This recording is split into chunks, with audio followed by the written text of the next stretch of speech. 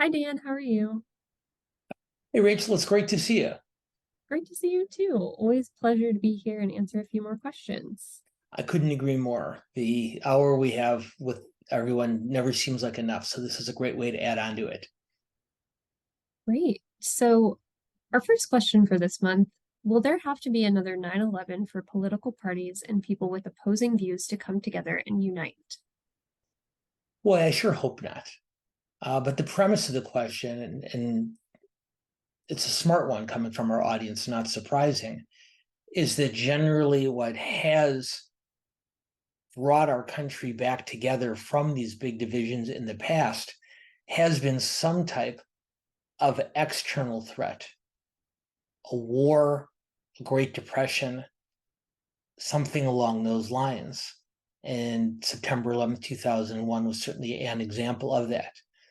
And so, historically speaking, it does take an event of great magnitude to push people out of their respective bunkers in order to reunite.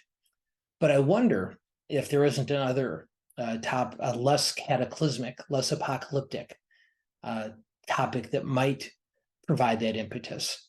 Because we're already seeing in Congress the outlines of bipartisan agreement on feelings of great animosity toward China and its government.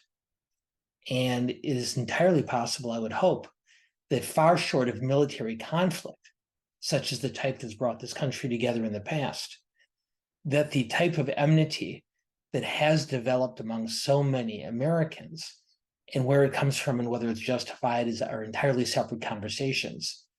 But the fact that you see both conservative Republicans and very progressive Democrats now talking in such strikingly similar ways about economic and diplomatic and military and human rights challenges in that part of the world, it's entirely possible that that perceived threat, whether it's a threat in reality or not, once again, is a conversation for another day, might be able to play that role.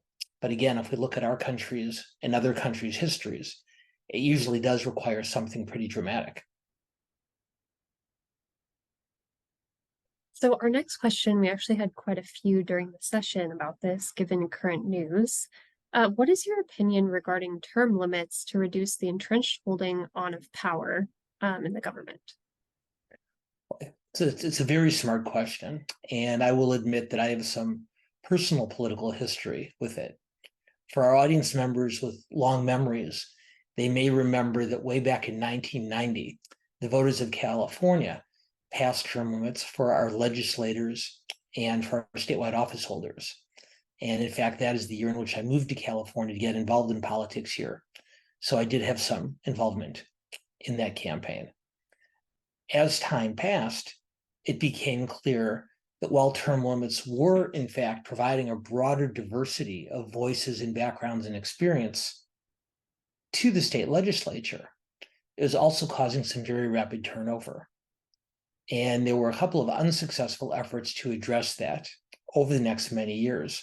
But finally, just about 10 years ago now, the former Assembly Speaker, and at that point the LA City Council President, Herb Wesson, qualified an initiative for the ballot that, in my mind, was able to preserve the benefits of term limits while also addressing some of its shortcomings.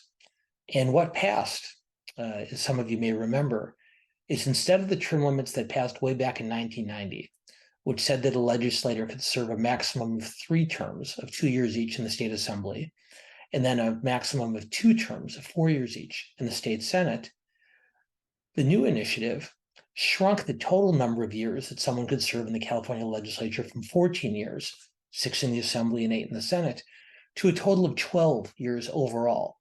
So on one hand, it made term limits even more stringent. On the other hand, though, it eliminated the requirements in each of the individual chambers. So now, and for the last several years, an individual who gets elected to either the state assembly or state senate can serve a maximum of 12 years in the legislature as opposed to 14. But they no longer have to shift from one of those bodies to the other roughly halfway through their terms.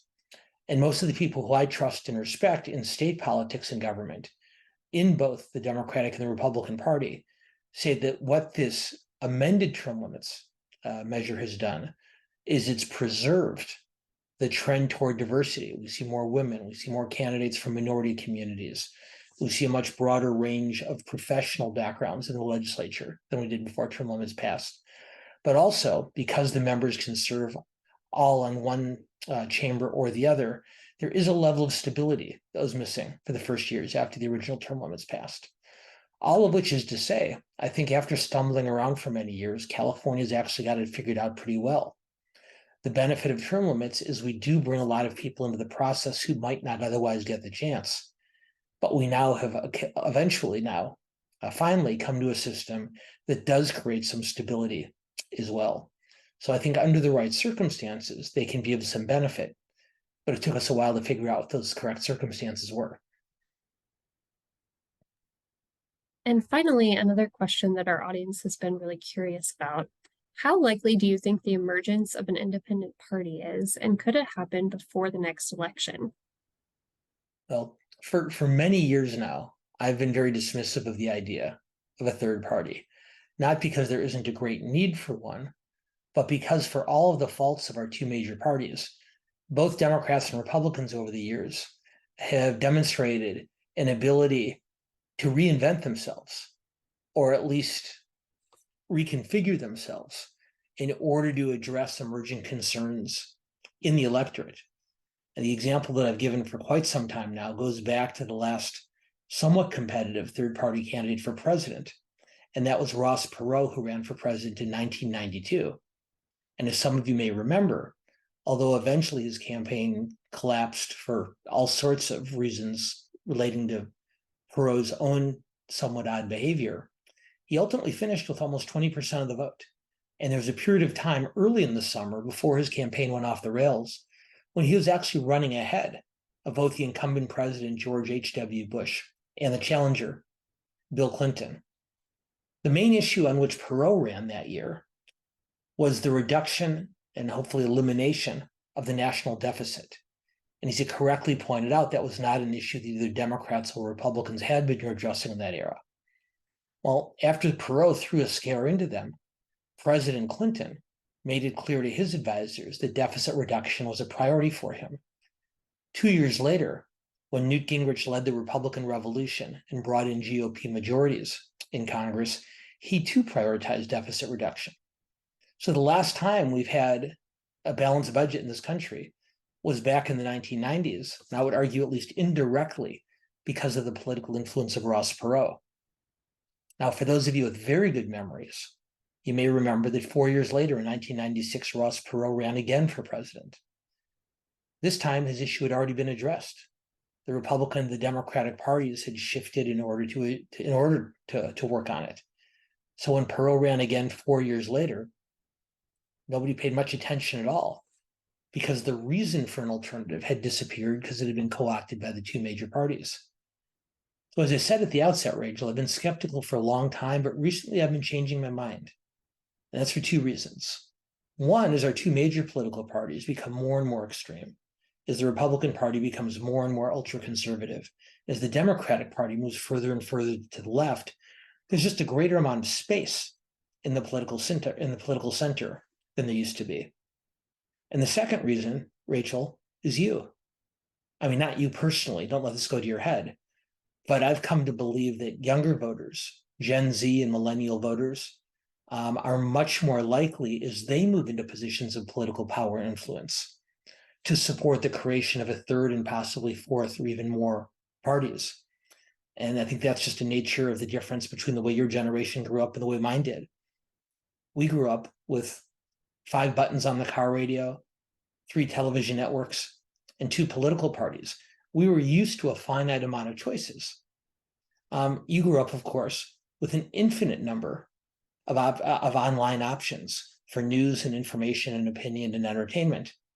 And while us old people have certainly acclimated to that, it's not hardwired into us the way it might be for younger people. And so I do feel as younger voters get older and move into those more prominent political positions, just like they're not limited to 3 TV networks or 5 car radio stations, they're not going to be limited to 2 political parties either. And I think in the years that you and your generational colleagues move up the ladder, that's when we may see a third or a fourth or even more political parties in this country. That'll be very interesting to watch over the next several years. Let us know how it goes. Best of luck. Yeah. Yeah. Well, thank you so much, Dan. I'm looking forward to next month and looking forward to seeing all our audience questions then too. Yeah, by the time we get together next month, there'll have been another Republican primary presidential debate. The impeachment hearings will have started. And of course, both Donald Trump's and Hunter Biden's legal proceedings will have continued. So yeah, we'll have plenty to talk about. Looking forward to it. Thanks, Dan. I am too. Thank you, Rachel.